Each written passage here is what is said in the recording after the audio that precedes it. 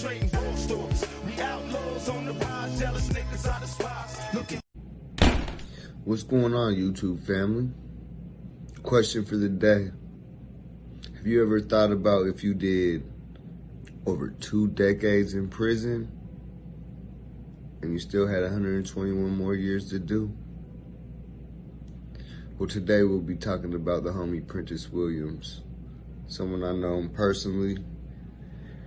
So through his letters, through phone calls, through different sources, I put this together for you. Please be patient. I have done 15 years of my life locked up. First, let me start by saying when I met the homie was very quiet. He was very humble.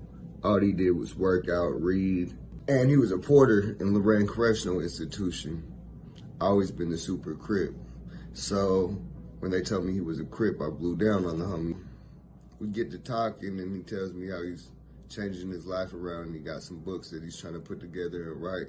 So I tell him that I'm a tattoo artist and that I need some colored pencils and some patterns if he could put something together for me, because in the unit I was in, nobody had colored pencils or patterns and no one had commissary. The only commissary you could get was hygiene and envelopes, right? So the next day he brought me some patterns and some colored pencils, so I was the only one in my unit making a lot of money.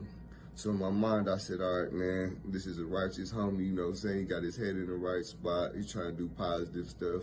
When I get out and I get my stuff together, I'm going to get back in touch with the homie and bless him. And that's what I did.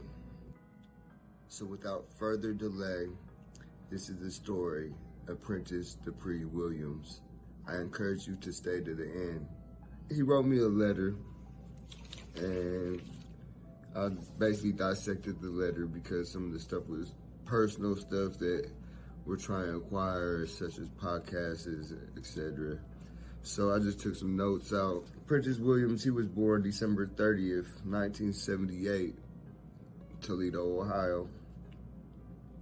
He was in and out of child services because his mother and his grandmother were on drugs. They chose that over his priorities, for real, right?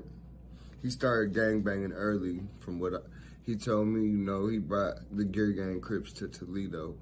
And so he's like a street legend out there, you know, because back then everybody wanted to be a Crip. So he killed 5 people, or he was charged with killing 5 people. He got convicted of 4. In his letter that Printess explains to me, in 2002, after doing 6 years, 9 months, on a 6 to 15 year sentence that he was given at 17. He was gone long enough, so we thought. Nearly forgotten, hoping he could come home silently, establish a home, a wife, get a little bit of money and chill.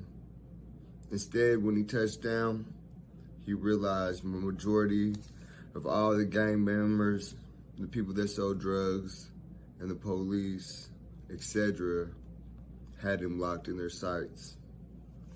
Homeless the first day out due to issues with his lady, desperation had him back into the streets and unaliving people for money.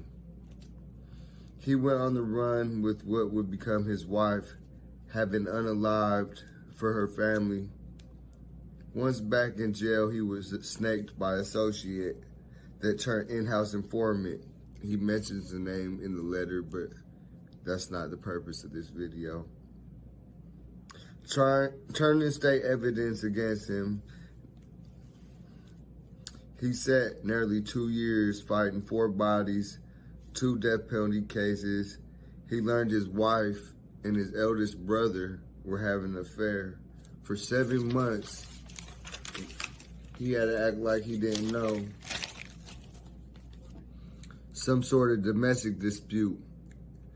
In the letter, he tells me that it was a confrontation in the visiting room where he finally addressed the issue. After the issue, other people found out about it, and his wife ended up making statements on him. He goes in and talks a little bit more about how he got the gun into the county jail because He took a security guard or a correctional officer hostage and tried to shoot his way out the county jail, and he didn't succeed. And in the letter, he tells me the real story, who hired the person, what really happened, you know, but I don't know if he's trying to fight his case still or not, so I'm not putting that public. He continues with his podcast, and he got future plans, you know, to help the youth. He's written 11 children books, and he's writing his autobiography right now. I say this to say all that, right? This is a homie, good homie, street legend in Toledo, Ohio, right? Everyone looked up to him. People make rap songs about him. The gang, got gang, you know. Do you feel like you want to be that type of legend when you grow up? This is what I ask the little homies. I'm a tattoo artist, and I teach the little homies through my tattoo work. And I ask them, do you want to be that legend that's calling, that needs commissary money for a bar of soap to wash your ass, or to get a soup, or just to talk to somebody? Or do you want to be that legend that grows old and you send your grandkids and the whole family out to the zoo to take pictures, and you take vacations and you enjoy life? Like, if you're in the gang, why would you self-destruct each other and then you can't never be around each other? So, like me personally, I've been in the same gang for 25 years, and I teach the homies how not to self-destruct. Why would I want to see any of my other little homies in a box or go through the pain that I went through? Do y'all love y'all's mother? Do you want to see your mom go through pain? Her writing you letters talking about how she's struggling just to buy stamps to send you a letter in jail? You can't even do nothing but help because you chose your homies, and your homies is locked up with y'all, and all y'all got put in the same box. No one can help nobody. Somebody wasn't using their heads. Trust me, I know. I self-destructed most of my life. Took me a long time to catch on, but I caught on, and I'm here to teach y'all. So please like, subscribe. I need to get my numbers up, my views up. I need y'all's help. Let's build this channel together. I hope to see y'all soon. You know, my time incarcerated, like my prior incarceration, I came in, I was a juvenile. And like 2 months in, I witnessed an individual that was close to me killed. 17 years old, killed. Things like that, you know, a lot of experiences like that, back-to-back experiences like that. Haven't had no rest, no peace in my life.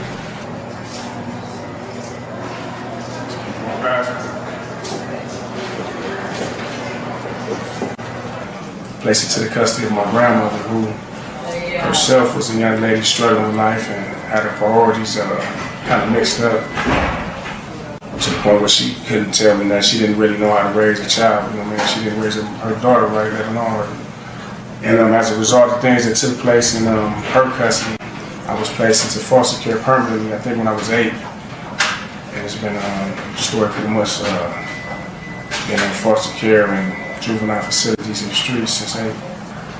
I had stayed, as long as I stayed in it was like 3 years. By the time I had moved in and out when I was 8, and by that time the foundation had been laid in terms of like my self-perception, you know, what I believe were my options, my value. So I didn't know what to appreciate, how to appreciate. I didn't feel like, part of me didn't feel like I was connected, you know what I mean? I guess because a part of me understood like this isn't our biological family. And it was never explained to me why, you know, my life worked out as it did in terms of my mother and my father. But I can recall I had a second grade teacher by the name of Miss Guy, and Hale. She really reached out to me. She's the reason I read to this day. Besides her, I can't really recall any memorable or in-depth encounters with any of my teachers besides get out of here, get out of my class, or something like that. Nothing that was life-changing and life-altering. And coming from a perspective to where, at one point in time, even when I knew that the things, the attitudes, the actions, the habits, the things that I was doing was against the grain, it was difficult to for anyone to tell me anything different. You know, I was convinced that this is where I needed to be and work out. You know, and knowing how, I guess you could say, firm the attitude was embedded in me.